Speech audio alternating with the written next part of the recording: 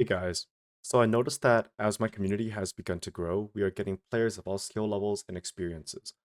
Now, what used to be a small group of sweaty people and me playing together on a stream while occasionally coaching and helping new players are getting more and more players who look up to us basement dwellers.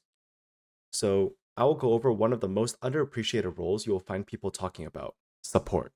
You have all probably seen this in your SOS or public lobby, a player who runs around in circles, not really contributing towards the fight, and using a dust of life or spamming mega potions as you take damage, calling themselves a quote unquote support player.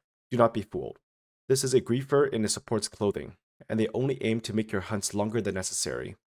The reason is very obvious: multiplayer health scaling. Assume that you are hunting by yourself. Monster health will not scale up in single player, so we can take that as a baseline of 1 times the monster health. After a while, your friend decides to join you for a hunt, and they are playing healer only. Now, with multiplayer scaling activated for 2 players, the monster health will now go up to 1.8 times the health of when you are fighting single player. Hey guys, it's me, post-production brightshade. So as it turns out, that monster HP scaling changes depending on what monster you're fighting, but the following is going to be staying true for the majority of monsters. Since your friend is contributing to no damage whatsoever, and his aimless wandering around the map has caused the monster to wander off to another solar system, you're essentially playing tag with a monster that has almost double the health of if you were playing the game solo. Thankfully, your third friend joins. The multiplayer scaling is now at the highest value, 2.6 times the single player HP. Between the two of you, and the help of your pocket healer, you both work equally hard to dispatch the monster. In the end, you are still doing 1.3 times the damage required to kill the monster. Thankfully, even with a fourth friend, the monster health scaling still only scales to a maximum of 2.6 times the base HP. In short, if you have one person playing healer only, you need a total of 3 people to make the hunt worth the trouble. So, how do you play as a support and not be a burden to the friends you're playing with? I think that it is important that everyone takes this note. Healing is a group effort. Everyone should be responsible for the health and well-being of the party, including themselves.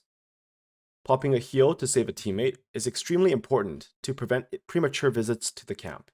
Now, the question is, if it is everyone's collective responsibility to heal each other, then why would you ever need a support option and armor skill in group play?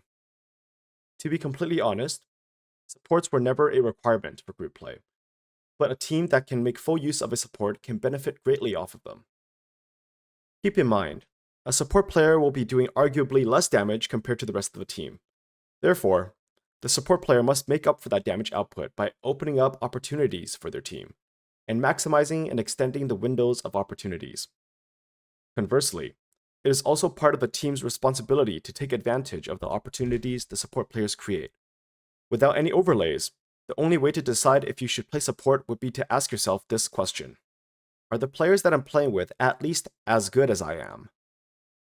If your answer was yes, then picking up a support role will be a perfectly good strategy, if you want to. If your answer was no, then picking up a support playstyle may end up making the hunt take longer than necessary, and your experience and damage output will be better off being focused on carrying that damage instead. If your answer is I don't know, then you are probably not as neck deep in sweat as we are. Honestly, that is a good thing, but if you really want an answer, then I'd go support just to be safe, and then adjust accordingly. So, how do you actually play a support role? Using my favorite hunt, Fatalis, I will showcase how a support player can drastically shorten the time it takes to complete the hunt, and skip some normally unskippable parts of the fight. I'm playing a hunting horn in this fight, as I will be able to provide much more damage output to my teammates who are playing heavy bowgun and dual blades, naturally high damage output weapons, by playing an attack up XL song. Off the bat, you will notice that instead of running towards Fatalis for damage, I focus on making sure that my buffs are up, so that the sequence of fights will flow smoothly and my teammates' damage will be maximized at all times. As Fatalis falls to his 4-legged state, I clutch claw onto his head and go for the wallbang. This, combined with a properly timed and placed smoke bomb, gives my team more than enough time to continuously deal damage to Fatalis for free. while I maximized that damage with a demon powder and a might pill. During the middle of phase 1, I noticed that the chest of Fatalis has broken. As you run more and more Fatalis, you will start to approximate the progression of the fight better. But generally speaking, a chest break is a good indicator that phase 1 is almost over, if everyone is targeting the chest. I all in on hits in an attempt to paralyze Fatalis. With the help of the Apothecary Mantle, I was able to cause a last minute paralysis to delay the phase transition for some extra damage. Later in phase 2, I fumble and stall a bit after putting down my smoke, as I search for rations in my inventory. Dual Blades players maximize their damage while in demon mode, which drains stamina over time. Foregoing the 300 to 400 damage on my end, I spend the time replenishing my Dual Blade player stamina with a wide range ration so that they are able to continuously deal more damage than the damage I would have done from hitting Fatalis during that time.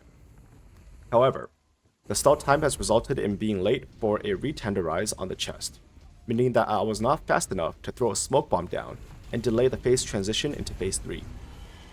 In phase 3, coordinating your binders and smokes properly will give you enough time and damage to keep Fatalis pinned for extended periods, giving your team ample time to deal damage to the preferred hit zones. During this time, I had to be mindful of my Dual Blade stamina usage. However, I made a mistake when making this head break. Let me know in the comments what you think the mistake is. Because of this mistake, Fatalis flies off into a single nuke, before falling to a rock that I throw.